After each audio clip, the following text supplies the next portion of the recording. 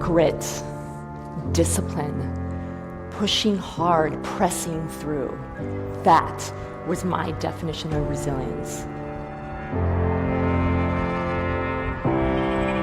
Your body is always communicating to you.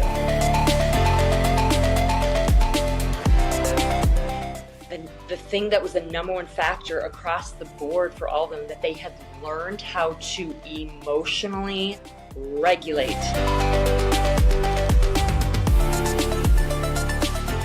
It is time for you to understand resilience is not forced ambition, but allowed recognition. Your body is so very brilliant. Let it now be brilliant for you.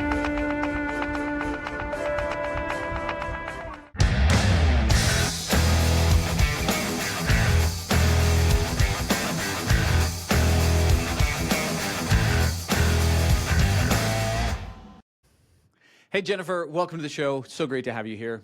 It's so great to be here, James. I'm excited to pour into your community. So let's rock and roll, my friend.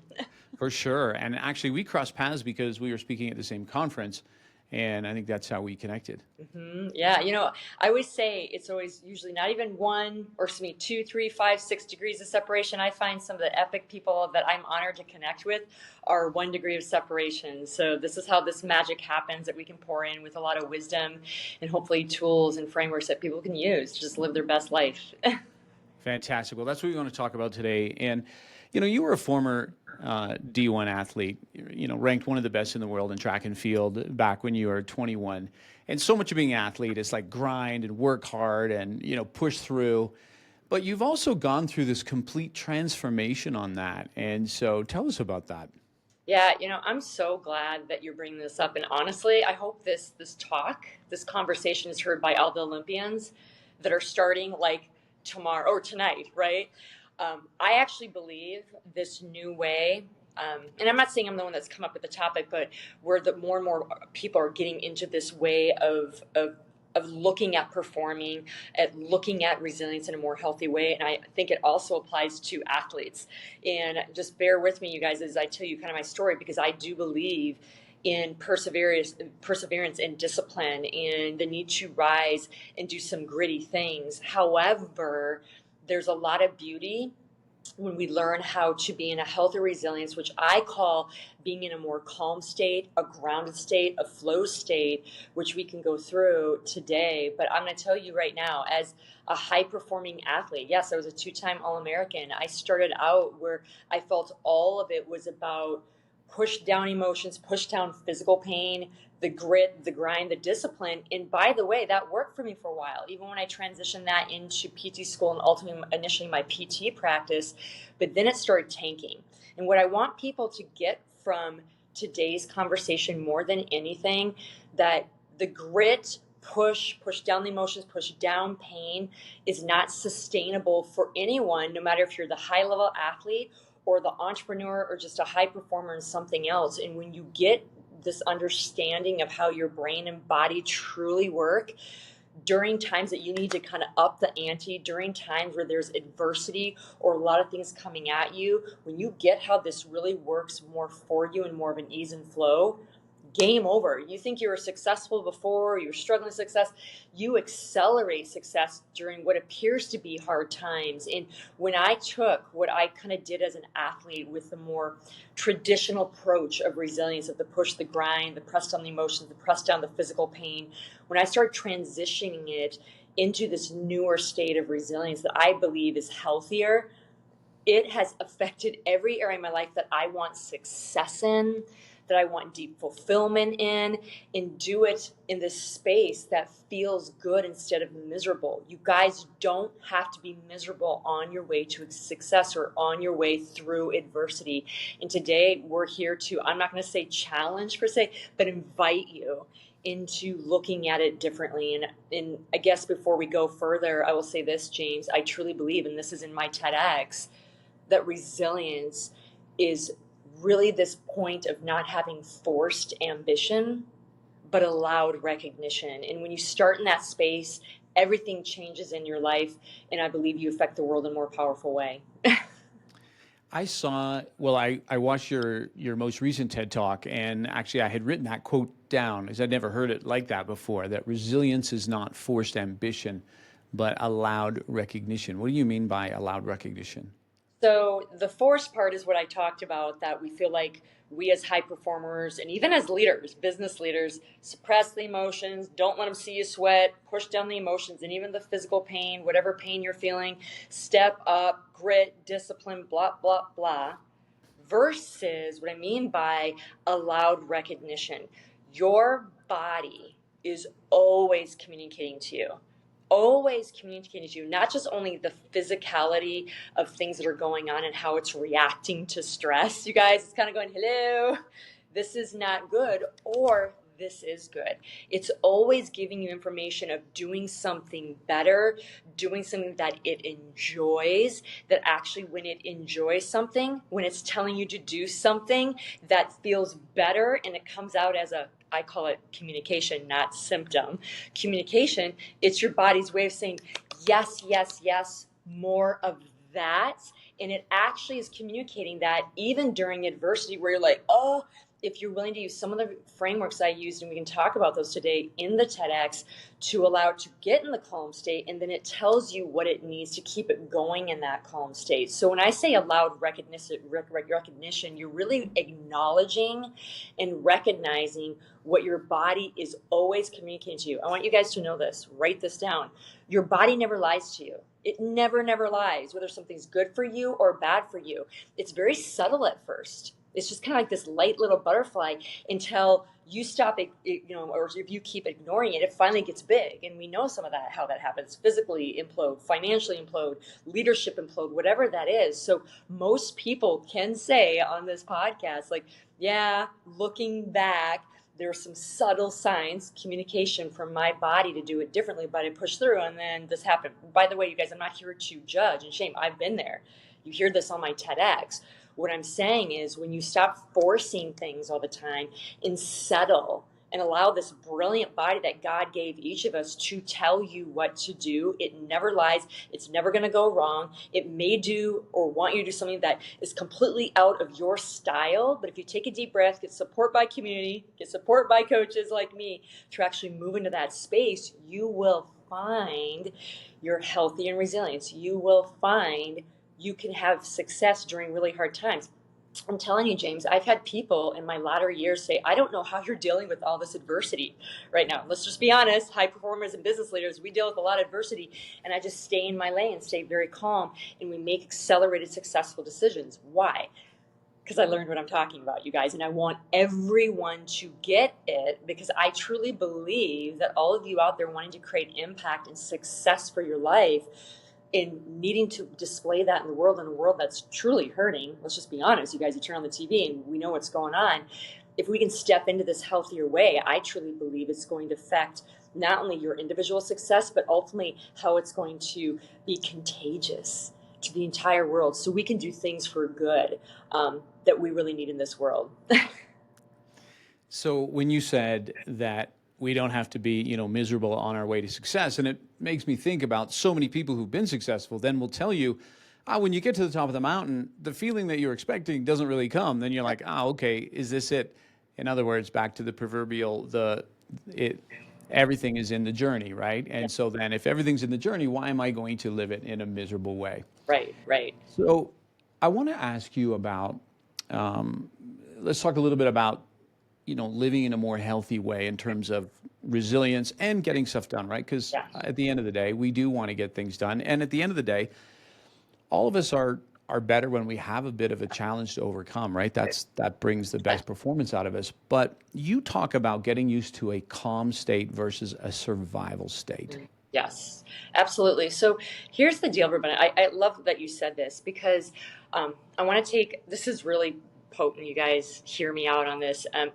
A research study that just came out post 2020 on human beings, not even high performers and leaders and athletes, just human beings on success. And they looked at all these activities that were correlated to people that were more highly successful. Okay, it wasn't that they had less problems, you guys. It wasn't because they were a certain age and had more wisdom. Like, you guys, what the number one is?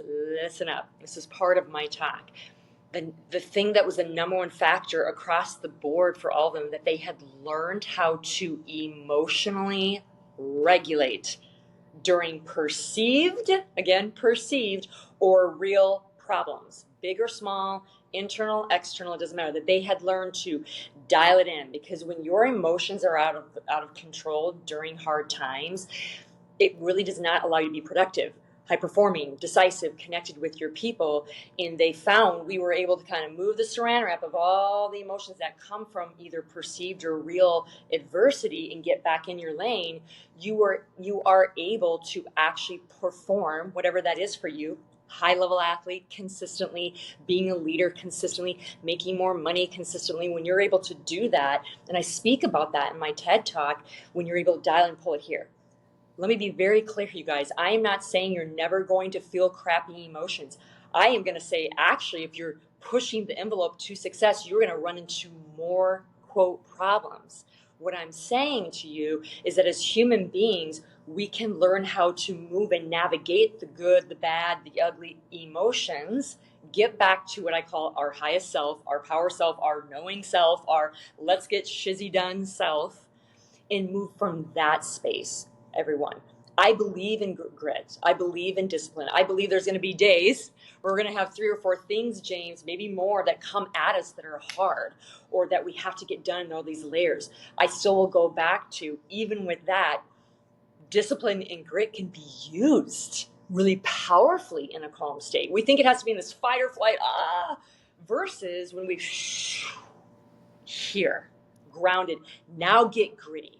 Now get resourceful. Now get disciplined with the content creation you need to make, or the hiring you need to do, or the video you need to do online, or whatever it is that you're, or being the good mom, or getting on that starting line, and the gun goes off. You guys, any Olympian, if you look at Michael Phelps, now has come out with a book how he's really struggled with depression and anxiety in the background. We all think of him as the mental giant. I believe you can have certain aspects of resilience that are good in some areas, but not so good in others. There's a lot of layers to this. But one thing he talked about is being able to consistently show up on the line in a calm state. He didn't say it necessarily in a calm state like verbiage there, but that he was able to ground himself, clear out the noise of the stress and what people expect from him, at least in the moment, on the line. Any good athlete isn't in fight or flight if they're consistently winning, everyone. They're doing a lot of things. We all know this, you guys. But one of the things they're doing, they get on that line, so to speak. And they're ready to be disciplined, focused, gritty, resourceful, like I was on the track. But I was 100% more in a grounded state, even during the times I didn't know what it was. When I was more calm at the starting line, I mean, giddy to get going, but calm, is when I broke records for my personal records, when I actually became an All-American, when I was having fun. I say this in my TEDx too, you guys. When I let go of expectations of what others thought of me, and I got on and performed in my mastery of my craft, when I got on the line and had fun doing it, that's when I saw the best performance. That's when I was able to contribute the best of my craft to the world. So when I started realizing this, seeing the connection between calm state, not again just in athletics, but in every area of our life, everyone, you can have a dance and not separate discipline, grit, resourcefulness, getting a lot done in a day, mastery of your craft, being in a calm state. If anything, you get more of it.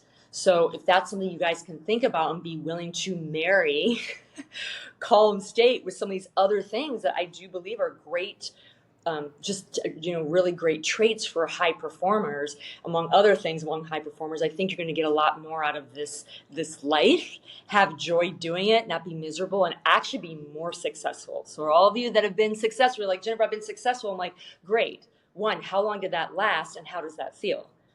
I almost can guarantee all of you would say, well, it didn't last very long, on to the next thing, or I've been miserable the whole time doing it, or I've climbed up the wrong tree that I want to be successful in, and I freaking hate it, which is the worst. And that's the people I work with to kind of move you back onto the ladder, up the right tree, doing it with vitality, doing it with a flow state of performance, doing it with healthy resilience that allows you to create impact with whatever gift you're bringing to the world and feel freaking good doing it, because I truly believe you can do that. Well, let's talk more about this survival state, because I think a lot of people who are ambitious And whether they run their own business or they're ambitious within a company and then they're moving up the ladder, that there is this, there's a desire to be successful. And I can speak as a business owner, somebody, when you've got to get up every day and kill and eat, right? Then that can create a cycle. I've seen it in my own life, create this cycle of survival where you go through 2008 and in my business, the income went to zero, or 2020 pandemic, same thing. So those things can happen. And so I've caught myself many times realizing, like, I'm in the survival state, because if somebody like you comes along and says, hey, you should be able to have some fun and go play the ukulele or something, I could pick that up for 5 minutes, and now I'm more stressed because I'm thinking, I am not growing my business right now. So what advice do you have for people that maybe for years have been caught in a survival state to get out of that? Yeah. You guys, I want to be totally transparent. This is not a promo for working with me. But I'm going to say this. People that are having a hard time, even after my TEDx talk of some basic tools, because again, it's very basic. I go a lot deeper when I do workshops and coach with people on deeper, more profound tools. The reason why I say this is, if you find awareness is key. We all know this, you guys, in all areas of our life, patterns. Tony Robbins talks about this, good patterns and bad patterns. And if you're finding one of your patterns is you're always in fight or flight and you feel like you can't get out of it, and you tried download some YouTube videos, or you've looked at my TEDx and it helps a little bit, but then you go back and you're just in adversity right now, this is where I say two things, you guys. Whether it be a paid or unpaid mentorship community, group community that can help you navigate some of this adversity you're dealing with, specifically, in an area that maybe you're dealing with adversity, whether it be business or some other things that, for one, can give you some tools to help you move in the right direction, so that can calm you, okay? Number two, from what I call more the neuroscience somatic world. Somatic world is really what we're dealing with your body. When you've been patterned to stay in a fight or flight state for a while, it often takes coaching, counseling, higher level techniques to break free of that pattern. So think of like a cortisone shot to a knee. We need to do some things to zap that pattern so you actually can do some other behaviors that are more aligned, not only that are more powerful for your business in this case, but also are more aligned for you to be in a calm state versus a survival state. Because calm state, there's so much research on this, you guys. It's not just my opinion on how you become more productive, more connected, more high performing, more money. I will say this, everyone. Many high performers are in that wiring of 80 hours a week. If I'm not working, I'm not making money. I'm going to argue that is simply not true. I work with people that are multimillionaires, and you guys, that's not only one, that's just one area of success. I mean, that are joyful, that are happy, that are working 20 hours a week with a multi-million dollars. Did you guys hear me? Connecting with their family and friends, and they understand this concept of some of the things I talked about in my TEDx. But at the bottom line is, you guys, when you're going through adversity and you have a lot on your plate, I actually tell people to double down on wellness, double down on things for themselves, whatever that is for you, meditation, coaching, yoga, exercise, double down, because research shows, everyone, our body wants to reset, rejuvenate, be bored, not take in all this information. And when we do, we come up with better solutions, where we optimize the creative zone of our body, okay, and of our brain. We dump happy pills and dopamine in our system that motivates us to get all the stuff done, even in adversity. So what appears to be counterintuitive at first, you'll find if you pause, breathe, listen to your body, it's actually the most intuitive thing you can do, is to get in a calm state by doubling down on wellness, by doing some of the tools of running, dancing, playing the ukulele. And I can say this through research that shows this, but a lot of times you can't always do this by yourself, James. And again, this is where, a lot of counselors, coaches have a lot of higher level techniques to break that pattern, because even though it's not effective, it's all the brain knows. So it's anything different, it's seen as unsafe. It doesn't know that, it's better if you keep trying. It's just like, this is all I know, so I'm going to keep doing it. So anything beyond that is unsafe. What I'm saying, we're higher level beings. We're the highest on the animal kingdom. We have a higher level cortex for a reason. So we break the pattern, right? Sometimes needing higher level support. Then we can finally choose behaviors that are more conducive of a calm state to align with new behaviors that can actually give you the impact that you desire. So that's a long answer to your question, but I'm going to say this: to those that are patterned that, it often will take additional support, whether it be by me, whether it be a group of advocates to help you, getting, information on how to get through hard stuff as a business owner. You heard me on my TEDx. I mean, I like had $100 in my bank account and I had to pay employees the next week. Like I had to figure it out. You guys, I came up with this framework of getting a calm state and also reaching out to some of my colleagues that have been in a similar situation that were ahead of me, right? So it's both getting the structural, what can I do today, that'll also get you in a calm state because you're trying techniques that have worked by other people in the same space, but also doing some things from a coaching support to help break you free, to get you out of that pattern. So you combine the strategy from other people that have done it before you with being in this state that maybe you need support in to get there.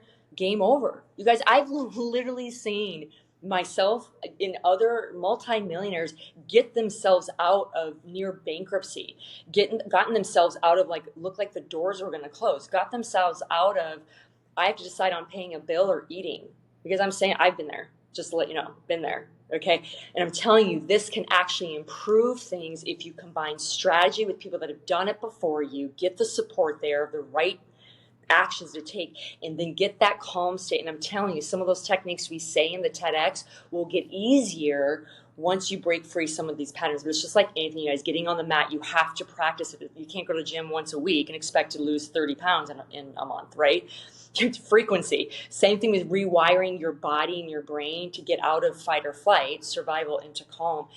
Getting support, coaching support, practicing a little bit of every day so it learns to do this instead of, you guys, I still deal with it. I'm a business owner. There are times, I remember at the end of December, I have no problem stating this. I $5,000 taken out of my account randomly by some, it was an error. Okay, so I go to my bank account in the morning and I'm like, this isn't a good situation. Okay, I still had to get in a calm state to come up with a solution of who I called and how to take care of it. All ended up being okay. But think of how long or delayed it would have been to get that money back into my account if it would have been like, oh man, and then calling everybody and venting, versus tools, talk to my coach, get back here, what is some strategy, and then do it, and then it was fine. So I want to give you guys examples because I'm not just blowing this up with small things. I mean, big things have happened to me too, and I get that. So just take that advice of getting somebody that's been there before, some tools, and we all have business leaders that have gone before us on some of these things that you can trust.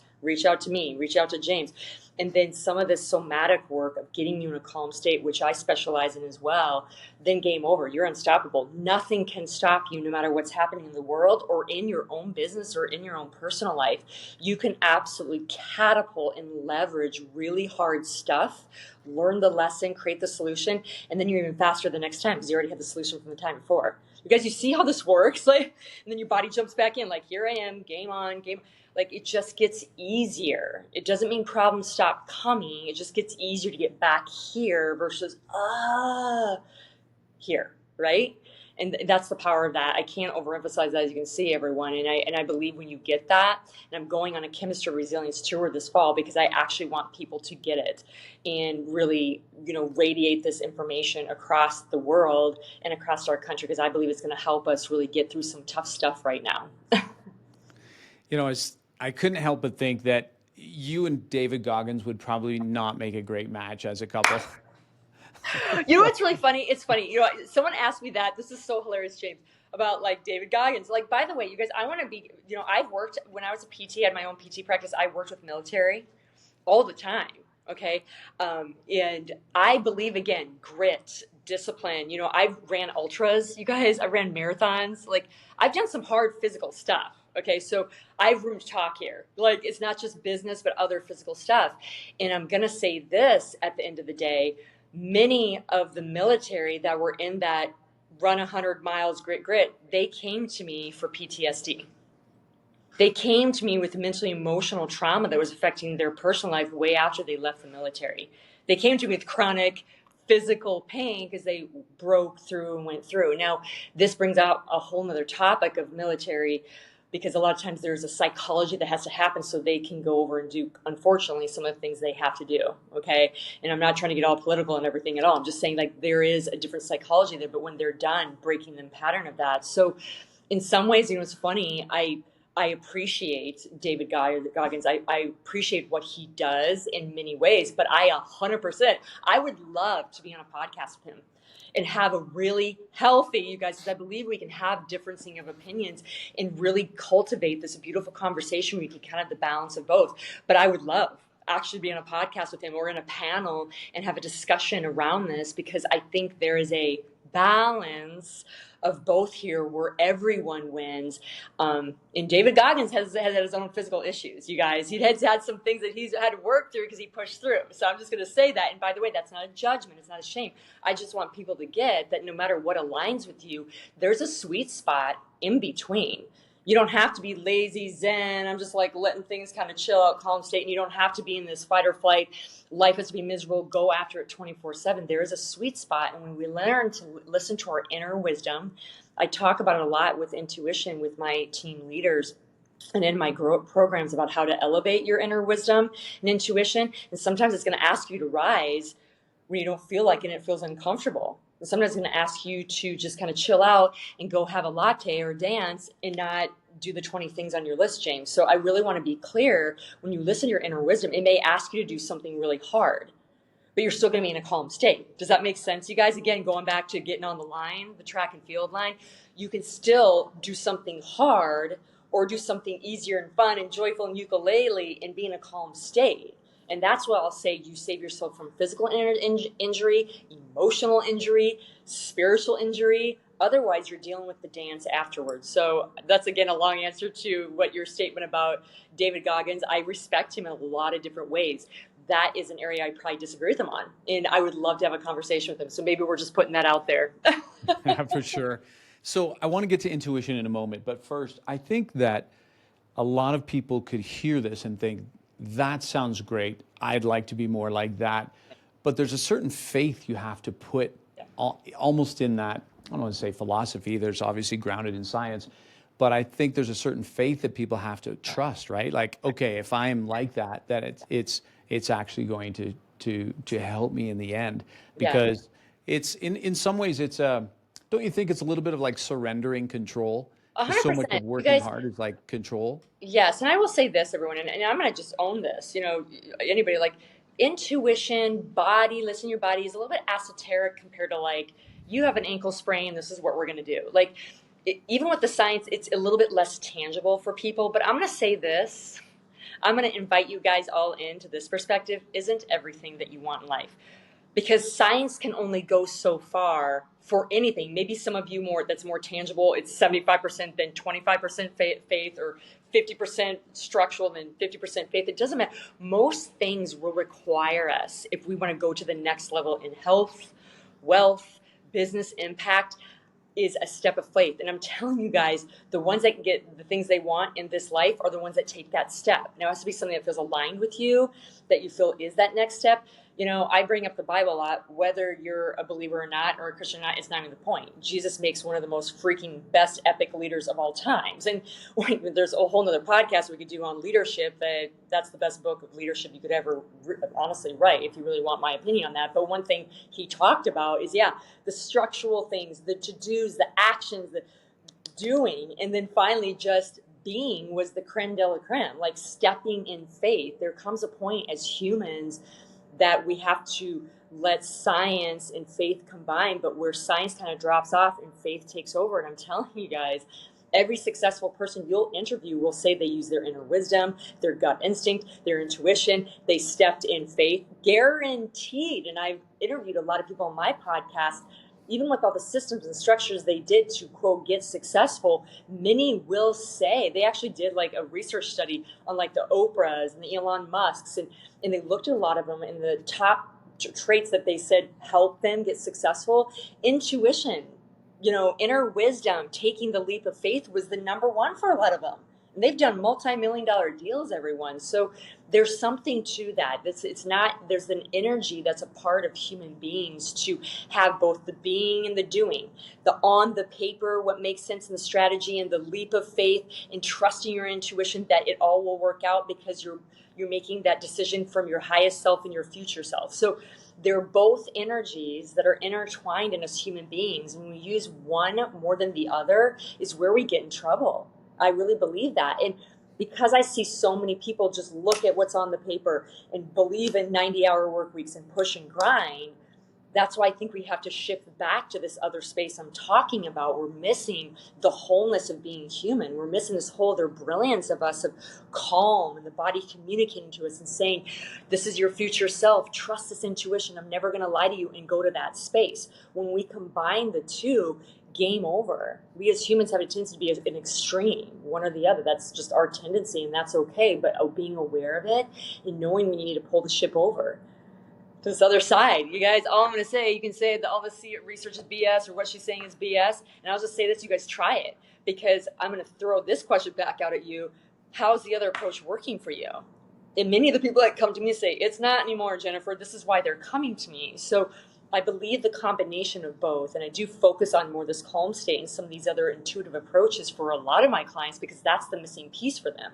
It doesn't mean I don't believe in leadership, structural, foundational, or strategies and systems to create a really great business that expands, but you have to still go back to this essence of the most brilliant part of being human, our inner wisdom, our calm state that actually allows us to do all the things we want with discipline and grit and strategy and perseverance. I am much, much, much more resilient, perseverant, high fortitude, tenacious in my latter years in this healthy state than I ever was when I was an athlete. And all you prior athletes out there, I want you to hear this. I'm going to claim this.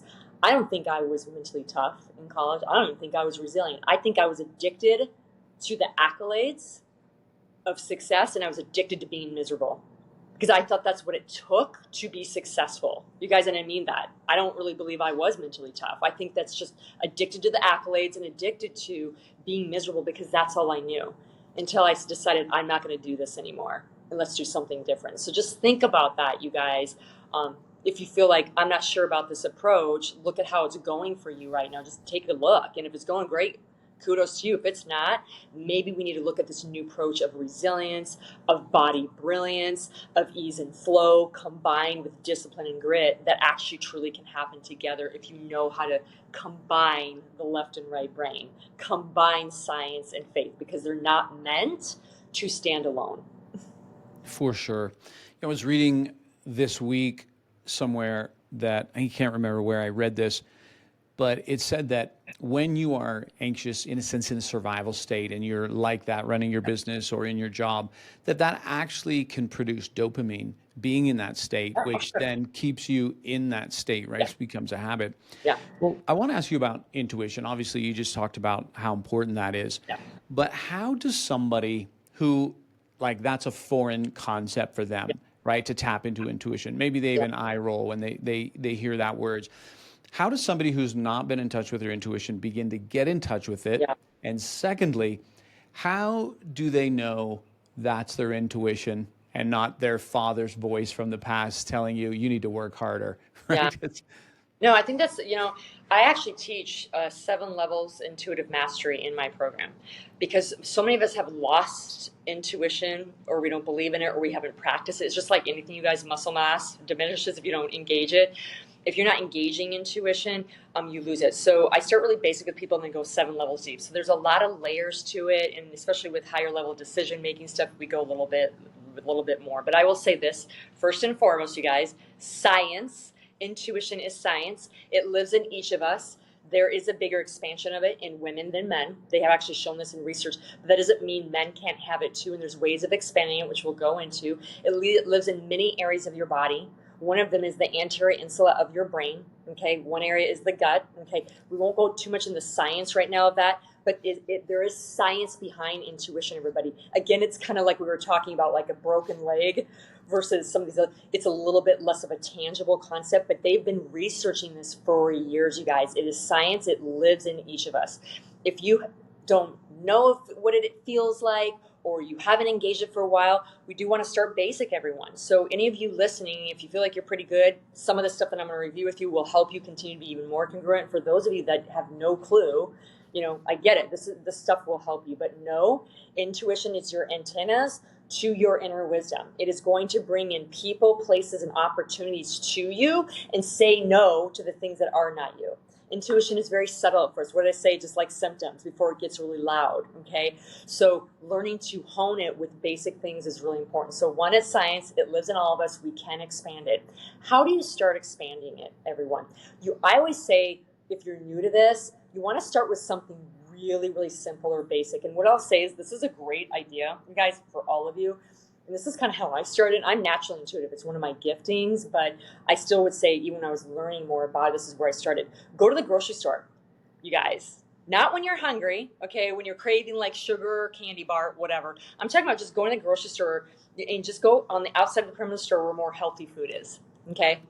And start looking at the vegetables and the fruits and the meat.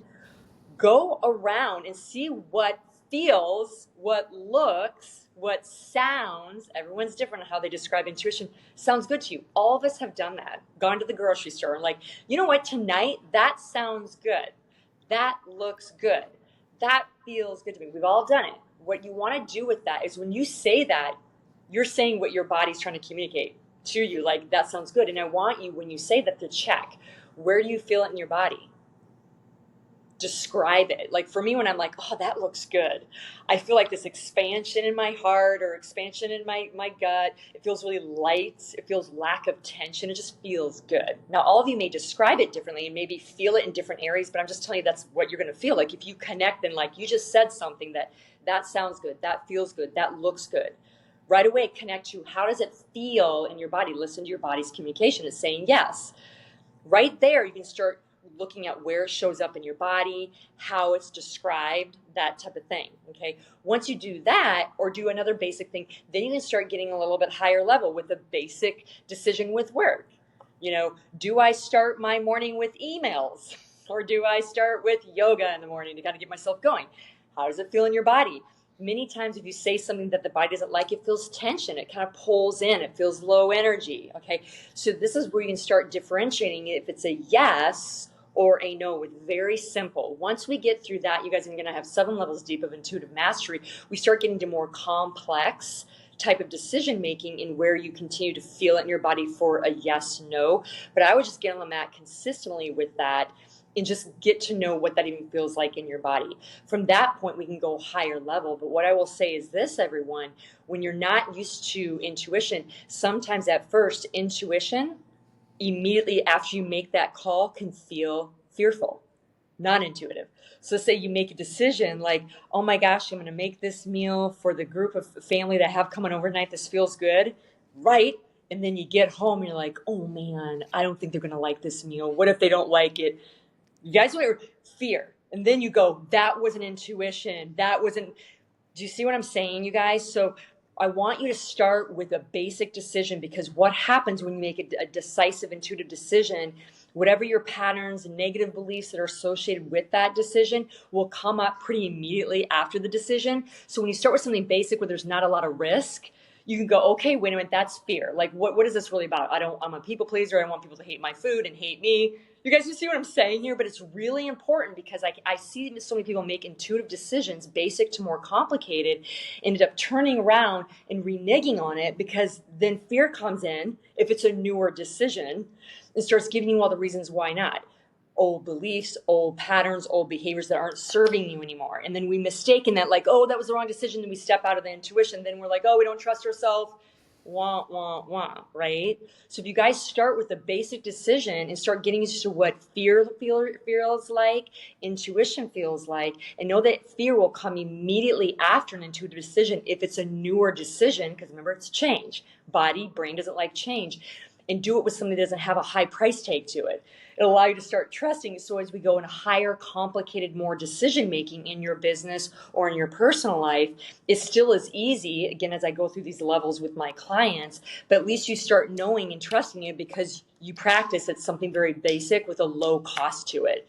And then we can work our way from there. But any of you that are high level intuitives, there'll be times in your life where you have a lot coming at you and you still need to go back to this. So I'm encouraged all of you to do that. I've done that and I'm highly intuitive. I've had to do that. Like, wait a minute, that fear's coming in because of this.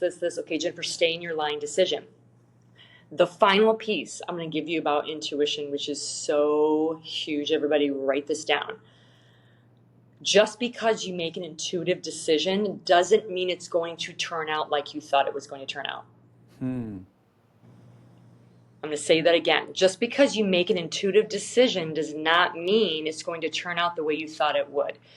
What I mean is, whether you believe in creator, universe, whatever, there may be a lesson that needs to happen before something bigger and better is coming. How many have heard like, oh, I didn't get that interview, it didn't go the way I wanted to, and I wanted to get the job because there was a lesson there and there was maybe a better job for you than looking back like, oh my gosh, I'm so glad I got this job, right?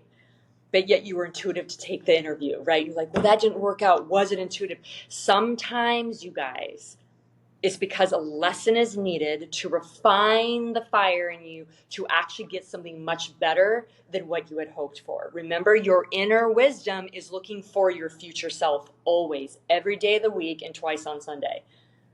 It may say those steps will require lessons that feel hard, hurdles, this sucks, it's not working out, whatever. Now, I'm not saying that we don't make mistakes. You guys, I've made plenty of mistakes in business, and I still have lessons from it, but I will honestly say at least half my decisions that I thought were poor decisions weren't poor decisions. They were intuitive, but it was a lesson I had to learn to actually get something much bigger than my little brain at the time thought I only deserved. Then I realized, oh, that's what God, creator, universe wanted me to do, whatever you guys want to call it. So I really want you guys to get that too. Practice it first and foremost, but also know as you get better and you're like, yeah, then all of a sudden you make it into a decision. You're like, that didn't work out the way I thought. You can't control everybody else. There's been times I've made intuitive decisions with my team and had to have a tough conversation with a client or let go of a coworker or, an employee of mine. Do you think they took it well? Sometimes not. Okay, it didn't always end up the way I thought it would end up, but I still knew it was an intuitive decision to make. Do you guys hear what I'm saying? Okay, there was a lesson for me as a people pleaser to not take things personal when people were emotional about something and move through that, right? So I'm kind of giving different examples, you guys, but I just want you to get that. Really practice it, describe it where you feel in your body with basic things, low cost. Then we can work. Again, I work on higher level intuition with a lot of things that are needed in higher level situations, right? But just doing that and knowing when you make an intuitive decision at first and learning to trust yourself, it's not always going to, quote, work out like you thought it would, but it's actually going to work out better. That's a profound insight, because I think people who want to trust their intuition maybe for the first time, second time, and then it doesn't work out, they're like, see, either intuition doesn't work or that wasn't my intuition. But as you said, hey, you don't know. This is, you can't see way down the road, and your intuition is working for you. And it kind of is a tangent to self-fulfilling prophecy. If you're like, I don't believe in intuition, and then something doesn't work out, like, see. So you guys always be careful when you're expanding to something that all of us have, that you're supposed to be able to tap into. That's truth. That's science. That we don't self-fulfill prophecy away. I'm always humbly looking at myself. This is why I have coaches seeing blind spots I'm not seeing, where I still have a tendency to do that. You guys, I'm not perfect. I'm still working toward this. I'm not always resilient at the times I want to be, but be careful of like self-fulfilling prophecy and be open to something I truly believe is the next level leadership trait that all leaders and high performers need in this country, besides resilience, is intuition, because it's your truth. You guys, like, that will show your full expression of you, period. And again, it has your back. It doesn't want anything but you because it lives inside you. So like, you guys, it can't go wrong, but learning to trust it. It's so interesting to me, James, in a world where we have 400, 500 times percent more than we ever had as far as information than Laura Ingalls Wilder Day.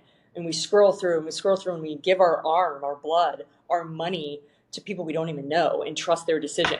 Yet we have a hard time trusting our own guided, brilliant body that's saying, do this, don't do this. Like, oh no, Don't trust that, but trust someone on the other side of the world that we know nothing about. Give our money. Like, if you say it out loud, and I said it to myself, I'm like, it's ludicrous. You guys, it's ludicrous. And how many times have we given money to people who are like, probably not a good idea?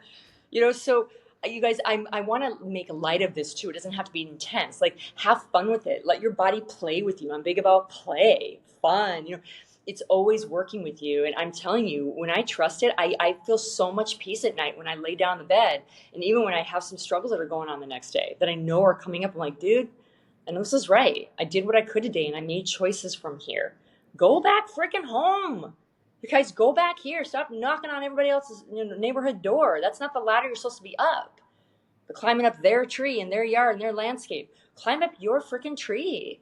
And it starts with choosing a tangerine at the grocery store, if that sounds good to you. Just start allowing your body to like work for you. It's been like doing this so long. It's like, hello, let's not self-implode. I've been there. You guys, I've been there, where I was writing the date of when I was going to check out. That's how far I went. So let's maybe not go there. Depression, anxiety, suicide are just skyrocketing. And you guys, like it's in our face. Like, I had to go back home. Trust me. Start at step 1. I didn't do 20 things, and I had to take a butter knife, whack myself through the forest a little bit and try different things and get coaching and counseling and figure it out. But I was at a point like, I'm not going to live like this because no matter how much success I have, I'm freaking miserable. And you guys, you don't have to be. Life is too short, even if you live a long time. Let's have fun being successful even during hard times. That's fantastic, Jennifer. Listen, how can people get a hold of you if they would like to find out more information, watch your TED Talks, or even potentially work with you? Yeah, absolutely. So I'm the most active on LinkedIn and Instagram. On LinkedIn, it's Jennifer Watson. On Instagram, it's the Jennifer Watson. I answer my own DMs. My team is amazing, but I answer my own DMs, whether it be questions about this podcast, wanting to look at opportunities to have me support you. Yes, my TEDx is also on all my social media sites as well. Check that out. And I will be doing a chemistry resilience tour this fall because I've gotten so much great feedback from the TEDx, and I'm going deeper in maybe some of your communities. So come and join us for that as well. Fantastic. Well, I'll put all this stuff in the show notes. So if you're listening, you can go to jamesrobbins.com/podcast and you will find this interview with Jennifer Watson there. And you'll be able to track her down and learn more from her. Jennifer, I want to close out by saying, I think your message and your voice is so important because I can only speak from my perspective. I grew up in a family and with a father who worked so hard and set that example, but then also, expected that of his kids. And so just work. Even my daughter, not long ago, she said to me, Dad, this whole grind and work 12-hour days, like our generation's not doing that. Like you got to stop that. That's out of fashion. And I thought, okay, I can hear you, but there's another part of me like, yeah, but you still got to work hard. Yeah. And I think what you're not saying, not work hard, but this idea of balance, listen to yourself. And if you are burning out the machine's going to be no good for future success. So I appreciate the things you've shared today have helped me. I know they're going to help people listening. And so thanks so much for being on the show. Thank you for having me on, James. All right, see ya.